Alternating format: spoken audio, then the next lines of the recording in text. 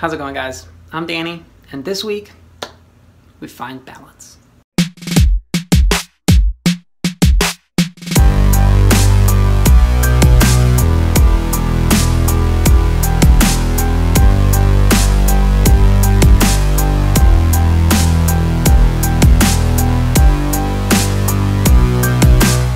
It's hard to really do anything when we're not balanced, and that's because when we're off balanced, our brain's #1 priority is getting back to balance. Anything else we're doing is just sort of secondary. So that's why it's important to stay balanced while you're throwing a golf disc.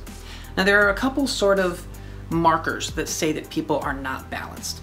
The first is when the feet turn around backwards. I know I talk about this a lot, and I'm gonna keep talking about it as long as people keep doing it, but you wanna make sure your feet stay sideways while you're throwing. You don't want them to turn around backwards. That's just catching yourself because you're off balance.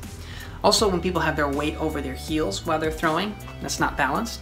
If you're leaning back over your back foot during the reach back, you're not balanced. And if you're falling over after you're done throwing, you're not balanced.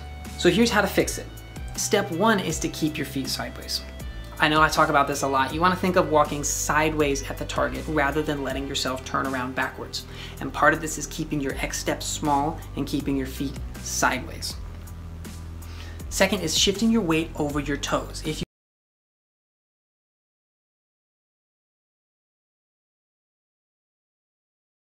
you shift your weight forward a little bit, you're going to be able to keep your left heel off the ground as you X-step. For righties. Lefties, it's the right heel, obviously. Anyway, shifting your weight over your toes is actually going to engage more muscles in your legs, and it's going to give you a lot more power along with the more control you get from being balanced. During the reach back, you want to make sure your spine stays vertical. I know lots of people tend to lean backwards over their back foot and reach the disc as far back as they can. This throws you off balance a lot, and it takes away a lot of power. If you keep your spine vertical and think of rotating your shoulders while extending your arm back as far as you can, you're going to be a lot more powerful. That's because your spine doesn't move very fast when it's bending back and forth, but if you can keep it as an anchor for everything else, you're going to be able to leverage a lot more power into the disc. And the last thing is pace. You can't be going too fast if you're going to stay balanced during a throw. You shouldn't have to take any extra steps besides the length of the tee pad. Assuming you have normal length tee pads, you should be able to start either right at the back or just barely off of it, and only take the length of the tee pad to get up to speed. If you're having to start further back and take running steps, or you're starting out with a big step forward and you might fall off the front, you're probably going too fast. So let's take a look at how well Drew Gibson stays balanced through his shot.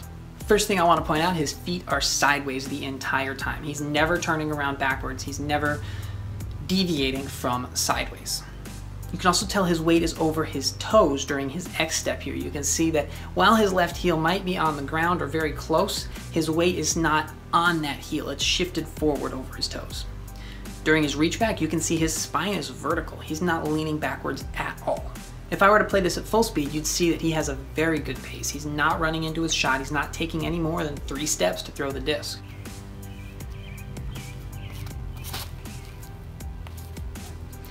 And then watch this at the end. This is my favorite part of Drew's throw.